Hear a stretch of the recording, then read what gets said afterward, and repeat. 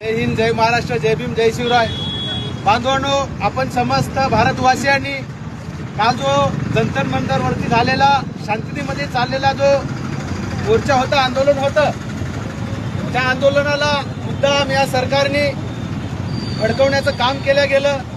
मुद्दाम जे आंदोलन शांततेमध्ये चाललं होतं ते आंदोलन कुठंतरी उग्र व्हायला पाहिजे आणि त्या ठिकाणी आलेले जे देशाचे सुशिक्षित जनजी होती, नवतरुण विद्यार्थी होते, त्यांना कुठंतरी भडकून त्यांचा जो शांततेपूर्ण चाललेला जो आंदोलन होतं ते कुठंतरी संपवण्याचा दृष्टिकोन त्या सरकारने, बीजेपी सरकारने असो, केंद्र सरकार असो तथा दिल्ली पोलीस असो, त्यांनी जो अमानुषपणे मुलांवरती हल्ला केला.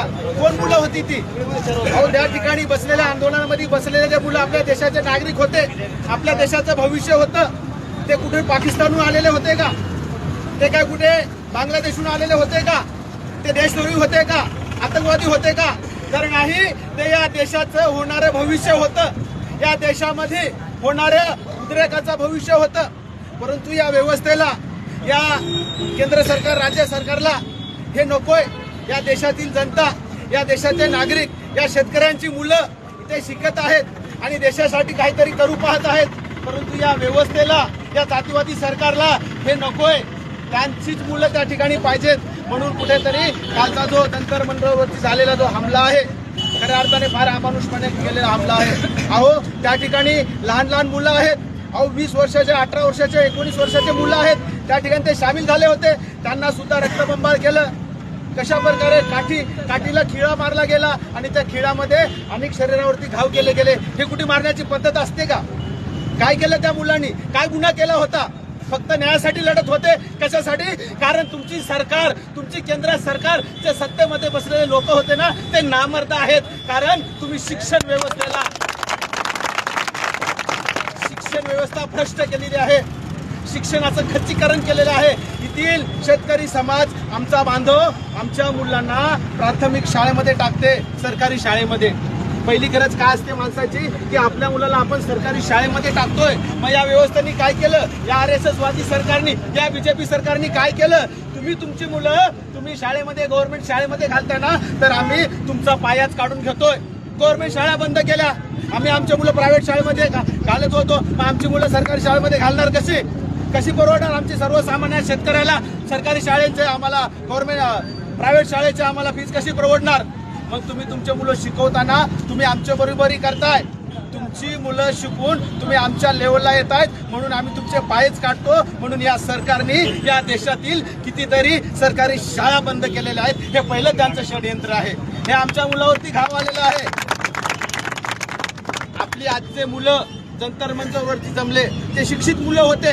कारण या सरकारला तेच भीती वाटते, जर तुम्ही इथले मुलं शिक्षित शिकतील आणि सरकार विरुद्ध आवाज उठवतील, म्हणून यांना भीती आहे. म्हणून ही लोक मुद्दाम त्या ठिकाणी नीटचा पेपर लीक केला. काय त्यांची मागणी होती? फक्त धर्मेंद्र प्रधानचा राजीनामा पाहिजे होता का? त्या बीजेपी सरकारमध्ये तुमचा दुसरा कोणी व्यक्ती शिकलेला नाहीये का? धर्मेंद्र प्रधान एवढा तुमच्या बीजेपी पक्षामध्ये दुसरा मंत्रिमंडळामध्ये कोणी शिकलेला व्यक्ती नाही का? का बरं त्याचा राजीनामा तुम्ही अजून सुद्धा नाही घेतला? राजीनामा घेणं अपेक्षित होतं ना. मग तुम्ही त्याचा राजीनामा अजून का नाही घेत? आणि तुम्ही जो सोनम वांगचुक आहेत, 20 दिवस त्या ठिकाणी त्यांच्या शरीरामध्ये एक अन्नाचा थेंब सुद्धा, एक अन्नाचं कण सुद्धा त्यांनी घेतलं नाही. आणि तुम्ही त्यांना जसं प्रेतावरती, माणसाला मेल्यावरती त्यांच्या शरीरावरती पांढरा कपडा टाकून येतात, त्या प्रकारचं तुम्ही त्यांना उचलून नेलं.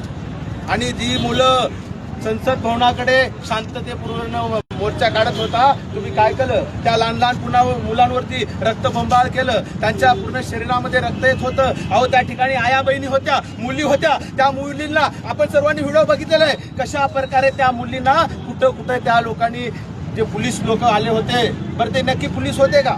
त्या ठिकाणी आलेले जे निळ्या कपडे, आपण व्हिडिओ सर्वांनी बघितलेला आहे, निळ्या गणवेशामधून घालून आलेले जे बीजेपीची, RSSचे जे लोक होते, अहो, प्रत्येक जे पोलीस कर्मचारी किंवा आर्मीचे लोक असतील, त्या प्रत्येक व्यक्तीला आपली नेम प्लेट असतं, बॅच दिलेला असतो, नेम प्लेट लावणं कंपल्सरी अपेक्षित असतं. आणि पोलीस कर्मचारीचे क्लीन शेव असते त्या ठिकाणी साले चर्ची लोक गडदुल्यासारखे विचित्र केस दाढी वाढून आलेले होते आणि आमच्या आया बहिणीला त्या ठिकाणी नको त्या ठिकाणी शरीरावरती त्या लोकांनी टच केलंय। ही कुठली तुमची मानसिकता? हे तुमच्या सरकारचं हे अजेंडा आहे, हे तुमची सरकारची ही कारणे आहेत बांधवांनो।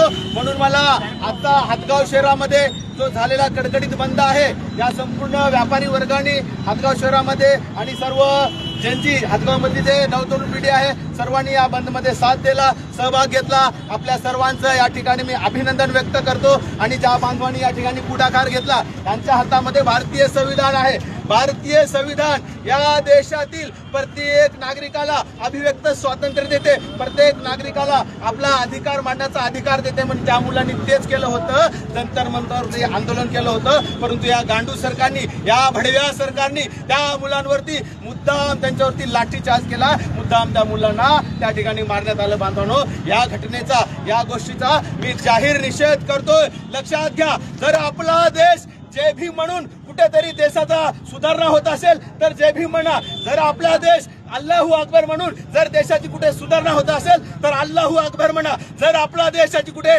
श्रीराम बोलून राम राम राम बोलून जर का आपल्या देशाची सुधारणा होत असेल, राम राम बोला। बांधवांनो, एक व्हा आणि संघटित व्हा, या देशाला पॉवर दाखवा।